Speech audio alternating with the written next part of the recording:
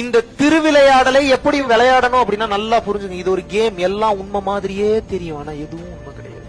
எதுவுமே உண்மை கிடையாது. நைட்டு தூங்குறீங்க, கனவு வருது, கனவு எவ்வளவு ரியாலிஸ்டிக்கா இருக்கு.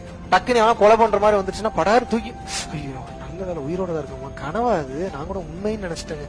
அப்ப அது எவ்வளவு ரியாலிஸ்டிக்கா இருக்கு, இருக்கா இல்லையா? அவ்வளவு உண்மையா இருக்கு, அவ்வளவு ரியாலிஸ்டிக்கா இருக்கு, உண்மை மாதிரியே. ஆனா உண்மை இல்ல. அதுக்கு இதுக்கும் பெரிய டிஃபரன்ஸ்லாம் இல்ல. அது ஷார்ட் டைம் கனவு, இது லாங் டைம் கனவு. இப்ப புரியாது உங்களுக்கு, அது சொன்னா புரியாது. தூரிய விழிப்பு ஏற்படும் போதுதான் புரியாது, புரியாது.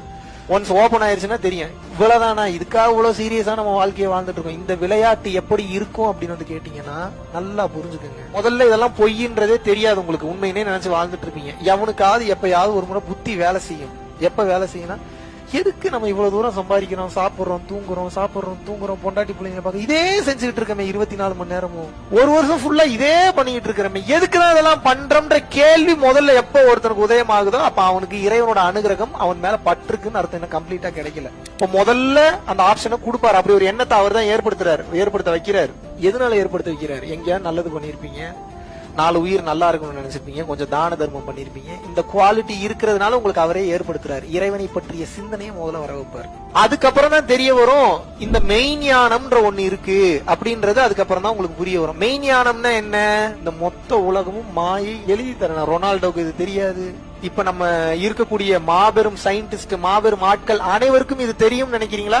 மார்க் ஜக்கர்பர்க்கு தெரியாது, எலான் மஸ்க்கு தெரியாது, வேற வேற மாதிரி புரிதல் இருப்பாங்க அவங்க. மெய்ஞானம் முழுவதுமாக விளங்காது. அப்ப மெய்ஞானத்தை பற்றி நம்ம தெரிஞ்சுக்கணும்ன்றதே நம்ம ரொம்ப பெரிய பிளஸ்ட் பீயிங் அர்த்தம்.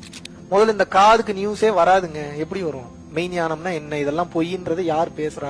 அப்போ இதெல்லாம் உண்மை இல்ல பொய்ன்னு தெரிய ஆரம்பிச்சதுனாதான் ஆஹா இப்ப இதெல்லாம் பொய்யா அப்படின்ற அந்த எண்ணம் வருது இல்ல. மறுபடியும் இறைவன் என்ன பண்ணுவான், கேம் இன்னும் கொஞ்சம் டைட் பண்ணுவார், லெவல் இன்னும் கொஞ்சம் இன்க்ரீஸ் பண்ணுவார். ஆஹா கண்டுபிடிக்கிறானே இவனை விடக்கூடாதுன்னு சொல்லி கொஞ்சம் லாக் பண்ணுவார். எப்படி லாக் பண்ண, டஃப் பண்ணுவார். என்ன பண்ணுவாருன்னா உங்களுக்கு கஷ்டம் எல்லாம் கொடுக்க மாட்டார். இதனால வரைக்கும் எதுக்கு ஆசைப்பட்டீங்களோ அதை 2 கொடுப்பாரு. உங்களுக்கு கல்யாணமே ஆகலையா, 2 பொண்டாட்டிக்கு வாய்ப்பு ஏற்படுத்துவார். என்னங்க இது, முதல்ல என்ன ஒண்ணுக்கே வழி இல்லாம இருந்தேன், 2 ஆப்ஷனை கொண்டு வந்து கண்ணு எதங்க சூஸ் பண்றது? அப்படியே நீங்க மெய் சிலிர்த்து உருகுவீங்க. நீங்க சூஸ் பண்ணிடலாமா வேணாமா? புள்ளையே இல்லைன்றீங்களா, டக்குன்னு குழந்தை பிறக்கும். பணங்காசே இல்லன்னு நினைச்சீங்களா, டக்குன்னு ஏதோ ஒரு இடத்துல இருந்து உங்களுக்கு அமௌண்ட் ரெடி ஆகும்.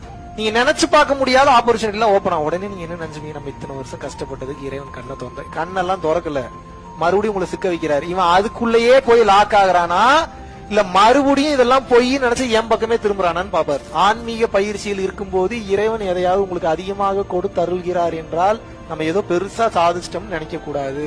அதை கடந்து அடுத்த கட்டம் வரணும்னு நினைக்கணும். எந்த இடத்திலும் நிறுத்தி விடக்கூடாது, ஏமாந்து போயிடும்.